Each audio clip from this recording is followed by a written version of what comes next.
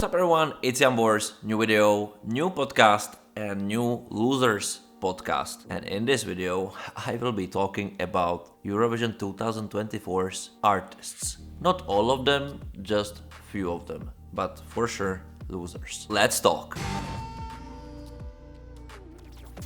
Alright guys, welcome back to my channel. I'm very glad you're here. I'm very glad you're listening this podcast series because I think we all have our own instruments how to get out of the emotions we got from this year's Eurovision, which for me was stolen, was hijacked, was really terrible. And I'm not now talking about the music quality. I think for this I said a lot in before, but more likely about behaviors from fans, from journalists, from artists.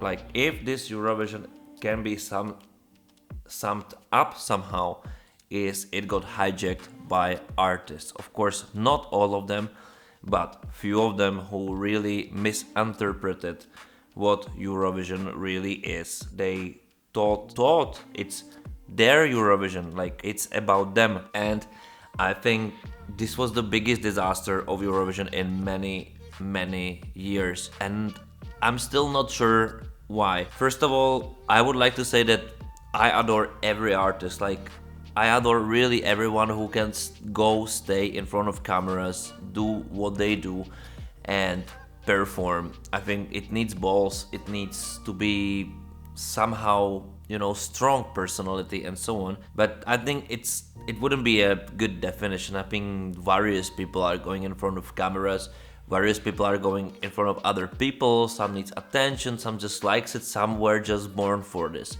And I think it's like in life, there are many combinations of very similar stuff, which I think we should respect, we should adore, and we should crave for.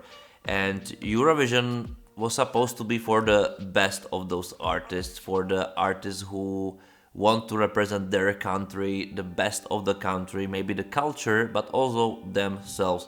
Because Eurovision, after all, was made for them as a platform, but never became theirs. Eurovision is here regardless the artist. Eurovision has much wider purpose, even though in last years we recreated the Eurovision also into the platform of huge promotion of artists. And I think it's not a mistake if it's treated as a platform still, and something with much bigger purpose, not the place for artists' political statements, artists showcasing of their own personal stuff. I think this is not Eurovision for, this is their personal channels for, which I think it's okay, and I think they should use it. This is absolutely respectful and should be like this, but this year, oh my god, it was hijacked. It was hijacked by artists who sent this petition, artists who completely switched Eurovision into their own political, or I would say more likely marketing story, because don't be naive. Don't be naive. If somebody really wants to boycott Eurovision, they would boycott it. What we saw actually was normal marketing stunt, absolute marketing stunt, to get much more attention, because there is a market who can pay for this. Not stupid about it. This all showcasing, this all show off, this all disrespect. In my opinion, that was absolute marketing stunt. It was just good marketing. I have audience in here. Everybody is booing. Those are my audience. This is my crowd. It's so easily to manipulate. Let's do something for them. Why not? Like, I would do anything for being famous, but not boycotting, because that's not bring the points, right? Because when I'm not visible, I cannot get the money. And this is all about it. In my opinion, this is it, because I have no other good answer for it. Maybe also lack of respect, lack of education. I don't know, like this is for me absolutely unbelievable. For example, what I saw on this press conference, it was the worst press conference ever at Eurovision probably, and we saw crazy stuff, we saw waving flags and whatsoever, but that was low, that was normally simply low. And the most funny thing that So many artists this year were talking about harassment, and this is another thing. I was like, what the hell happened? Like, now everybody feels everything what it's not comfortable for them as a harassment.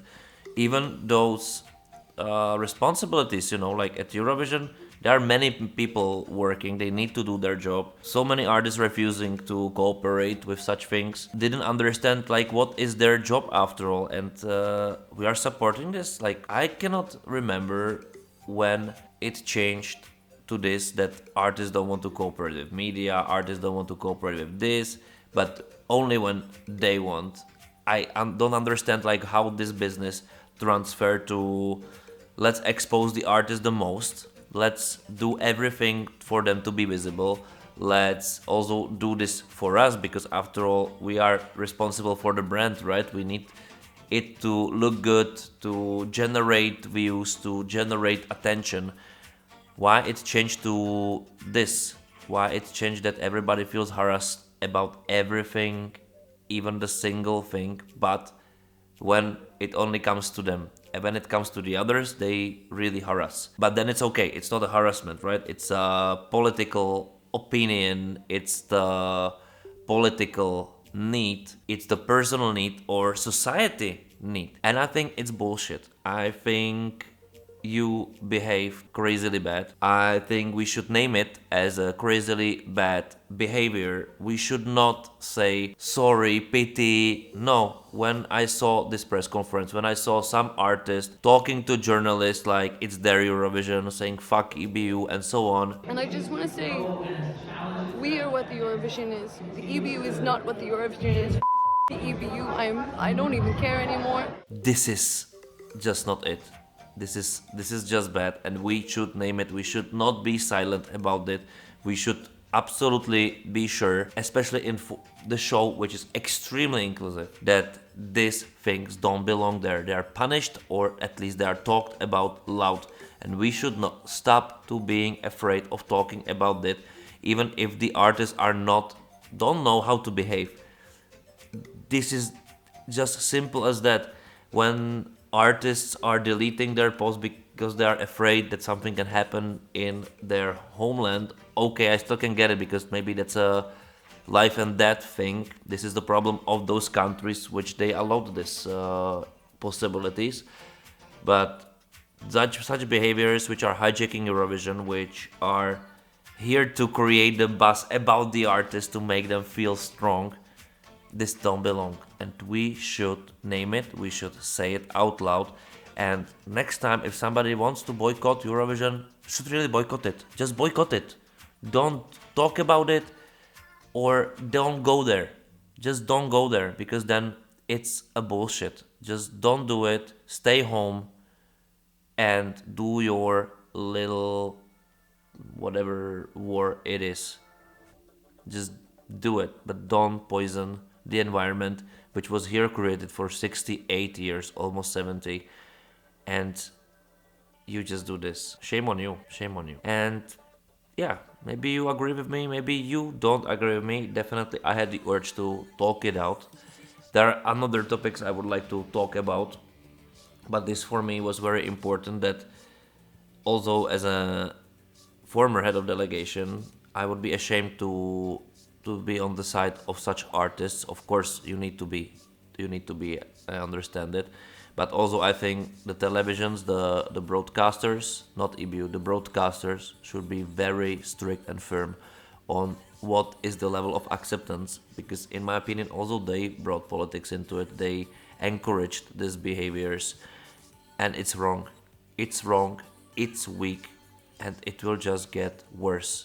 And I think also you will lose opportunities to get another artist, and also because I don't know if they are like that snowflakeish nowadays, but we must be more strict about what are the artists' responsibilities, why Eurovision is here for, and why it will prevail. They are here just for 1 year, but you will be here for another years in a row. You have much more responsibility than them, even though everything is built for them to shine.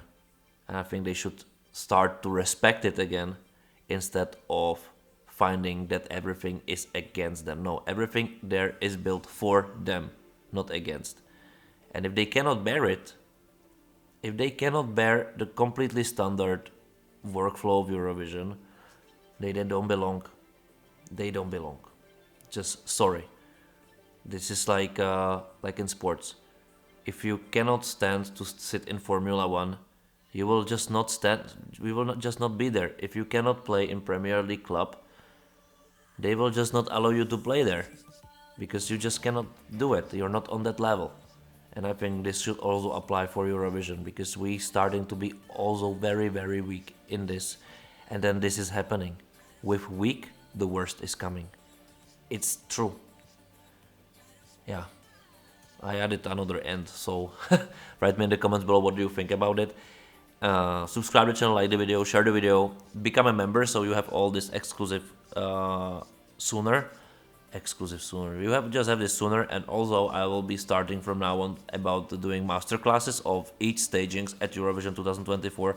So if you are very interested why some staging worked, why some staging didn't work, or what are the little stuff what could get better here and there, or what just didn't work at all, at some point even you think it was perfect, I will describe you in detail the most possible ways for you to understand, like, oh, different angles of view from professionals. So for this you must become a member, and also for some other exclusive content. For the rest, it's all yours. You can buy me a coffee, you can give me a super like if you want to support this channel.